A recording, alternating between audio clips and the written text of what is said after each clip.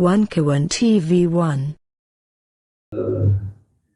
Bukan, tidak netral. Presiden sudah pasti tidak netral, ya.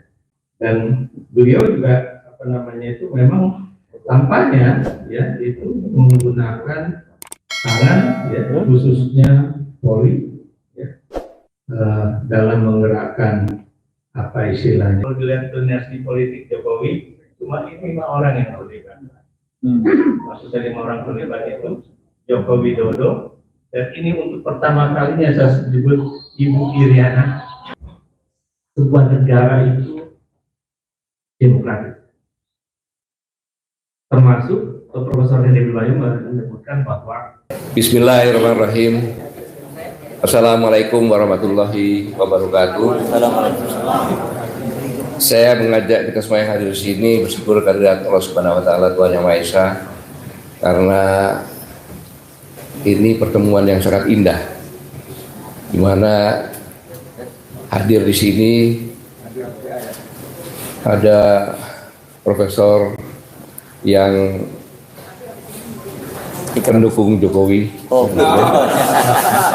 Profesor Ikrar Syahbakti, yang sama-sama dengan saya bersaing deket-deketan waktu itu. Dan ada Dr. Ishak yang menggebu-gebu, ada Dr. Ubed, Anggar Suno Arif, dan lengkap di sini. Terima kasih Bang Abraham, ide-idenya. Kemudian ada kasih intel saya. Jadi pada saat saya letnan, kasih intel saya adalah Kapten Purnomo waktu itu. Sekarang jadi beliau memang dari kecilnya dari Intel gitu. Kemudian ada sahabatnya Pak Prabowo di sini, Majen TNI Suprapto. Dulu penasihat dekatnya pada tahun 2019, saya tahu persis. Kemudian ada senior yang paling senior tadi, Majen TNI Purnawirawan Marinir Pak Soeharto, yang semangatnya mengalahkan kita semuanya yang masih muda. Dan yang menarik tadi ada perlombaan siapa yang lebih bicara keras antara besan, Pak. Jadi Pak Narko dengan Pak Yayat. Ya. Dan di sini unik, ada 2 letnan jenderal, yang satu Pak Yayat ini pengagumnya Pak Prabowo. Oh ya. Iya. Dan Pak Setio adalah dari PKS. Oke. Iya, pengagumnya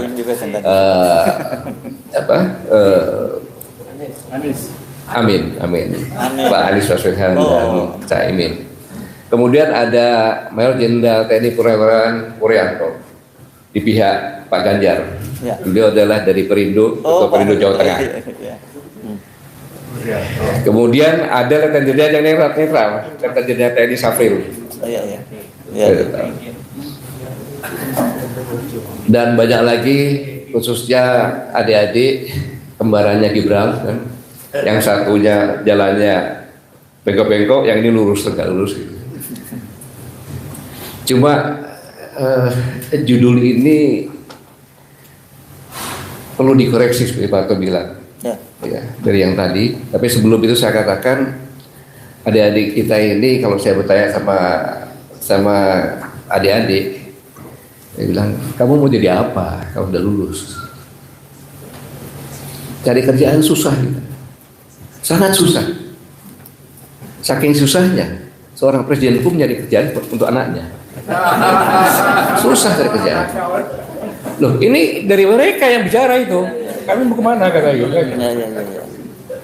Kemudian kalau kita frustasi, untuk apa pemilih ini? Ini dari luar udah merupakan job yang dikenal. Di Somalia perlu waktu 20-30 hari setelah pemilu baru bisa tahu. Di Amerika paling 2-3 hari udah tahu. Yang paling efektif di Indonesia 1 bulan sebelum pemilihan sudah tahu siapa pemenangnya. Ini dunia internasional tahu ini semua ini. Tetapi saya terpaksa mengajak ketawa karena saya sedih dan marah ketika saya membaca hasil laporan survei pemuda ISMI periode survei 17 sampai dengan 27 Desember 2023 wilayah Sumatera. Dari survei ini ditanyakan kepada responden yang jawabannya adalah 90,4% kalau pemilu itu curang dan ada intervensi dari alat negara, yaitu KPU, Bawaslu, aparatur negara, TNI dan Polri, maka akan terjadi disintegrasi bangsa. Kita tidak percaya dari Indonesia. Dan yang lebih mengerikan lagi, dengan pertanyaan yang sama, 82,5% akan merdeka. Saya bilang, Anda non konstitusi. Tidak, Pak, tidak. Baca sejarah bahwa 43 kesultanan dan kerajaan memberikan mandatnya kepada Indonesia agar persatuan itu lebih besar. Satu mendukung kan gitu. Jadi 44. Itu yang dikatakan Pak Yayat, seorang tentara munawirawan dari Kopassus, pernah di Sat 81, pernah atas pertahanan di Cina, yang saya kasih TO, dia berhasil, maka saya bisa bicara seperti ini semuanya. Pernah Kabais, Sekretaris Menko Polhukam, bicara akan menarik mandat dari nenek moyang. Jangan main-main dengan kondisi ini. Jangan main-main. Ini peringatan. Saya ulangi, ini peringatan. Bagi orang yang tidak mengingatkan peringatan, dia adalah menuju kehancuran. Itu teori. Ini peringatan. Saya ingin mengingatkan sekilas balik. Ketika Bung Karno mengatakan kami bangsa Indonesia dengan ini menyatakan kemerdekaannya. Artinya apa? Kita belum punya wilayah, belum punya pemerintahan. Artinya yang memerdekakan ini adalah semua anak bangsa.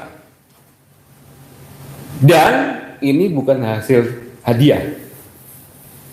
Di negara dunia ini nggak sampai 5 negara yang merdeka karena perjuangan dengan mengorbankan pikiran, tenaga, keringat, air mata, darah dan nyawa.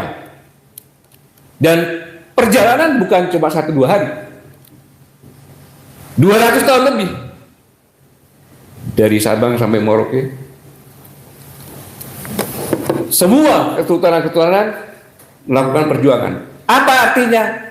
Siapapun Anda di hadapan saya, semua anak bangsa Indonesia ini mengalir DNA kesatria dan patriot. Saya ulangi, siapapun Anda dimanapun Anda berada, yang merasa orang Indonesia, Anda adalah punya DNA kesatria dan patriot. Nenek moyang Anda yang memerdekakan negeri ini, dan sekarang ada pengkhianat yang akan menghancurkan negeri ini. Kenapa? Kalau sudah diingatkan bahwa saya akan menarik mandatnya lagi, kalau ada intervensi, kalau ada kecurangan, terus ada aparat yang curang, pengkhianat bukan dia? Pengkhianat bukan? Pengkhianat. Ada kapal yang curang, dia pengkhianat. Bukan pengkhianat bangsa, pengkhianat negara. Jelas, nggak usah takut bicara. Pengkhianat. Musuh siapa? Musuh anak bangsa. Musuh anak bangsa. Kalau nggak ada peringatan ini, santai-santai saja saya. Jadi judulnya ini adalah selamatkan Indonesia dari disintegrasi.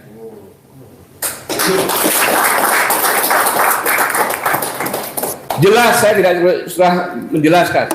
Mulai undang-undang yang dirubah menjadi PJS sekarang ini, ya kan?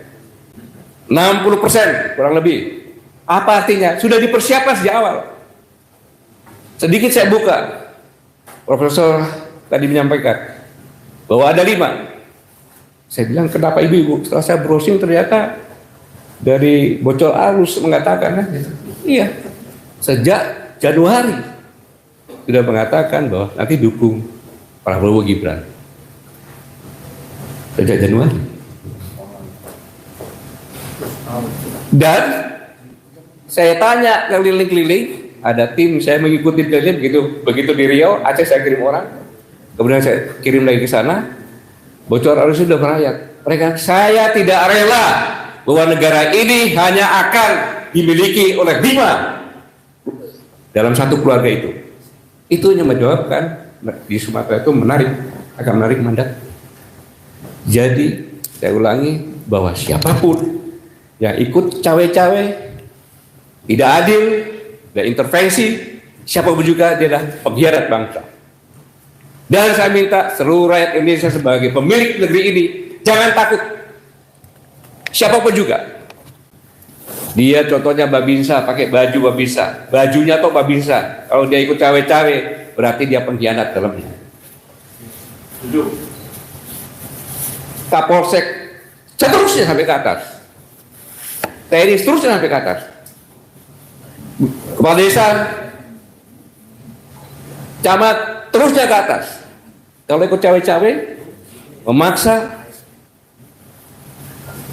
ada orang minta kartu keluarga, jangan kasih. KTP jangan kasih, data kita kok. Apalagi nomor rekening. Jangan takut. Jangan takut. Untuk itu kita perlu persatuan. Saya tidak mau hanya cuma ngomong-ngomong saja. Selama ini kita ngomong nggak ada gunanya. Tapi kita harus mengambil langkah. Langkah nyata. Maksud saya saat sekarang ini saya katakan Indonesia siaga menghadapi pengkhianat negara. Lalu apa yang kita lakukan? Buat posko-posko. Poskamling ganti itu siaga, Indonesia siaga. Di situ pasang fotonya Anies Baswedan, Caimin, pasang Pak Ganjar, Pak Mahfud, pasang Pak Prabowo, Gibran. Tidak berbicara tentang kontestan, tetapi kita mengawal tidak ada yang curang, tidak ada yang intervensi.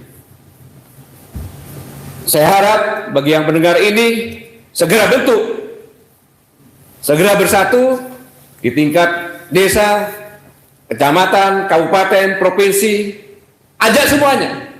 Di desa ajak kepala desa, ajak Babinsa, ajak Babin Kaptimas, karena mereka semua adalah alat negara. Tidak ada lagi pejabat yang menyampaikan apa-apa. Itu pakai menyampaikan harus meneruskan apa-apa bunganya. Pejabat negara tidak boleh bicara seperti yang Pak Ikrar sampaikan tadi. Kapolri bicara itu tidak sepantasnya.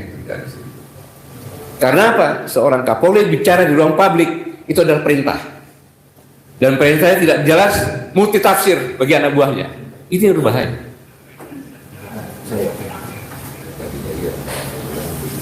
Jadi sekali lagi, saya tidak panjang lebar, telah terjadi upaya-upaya disintegrasi bangsa dari hasil survei dan ada indikasi pengkhianat negara.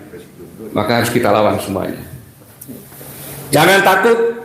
Apa yang kita lakukan dengan tekad menyelamatkan negara ini dari perpecahan. Ingat Uni Soviet, hanya perbedaannya paling 3. Bahasa, ekonomi, agama. Yugoslavia 2, pecah. Indonesia, rambut berbeda, kulit berbeda, letak geografi berbeda, adat budaya berbeda, bahasa berbeda, agama berbeda.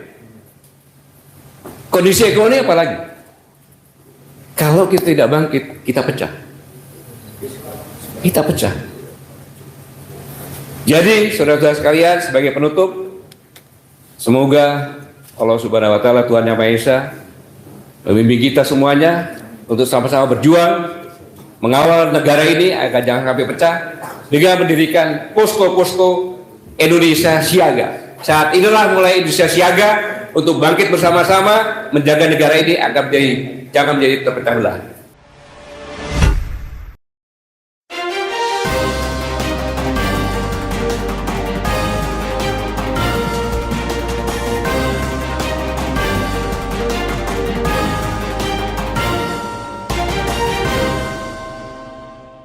One Kawan TV 1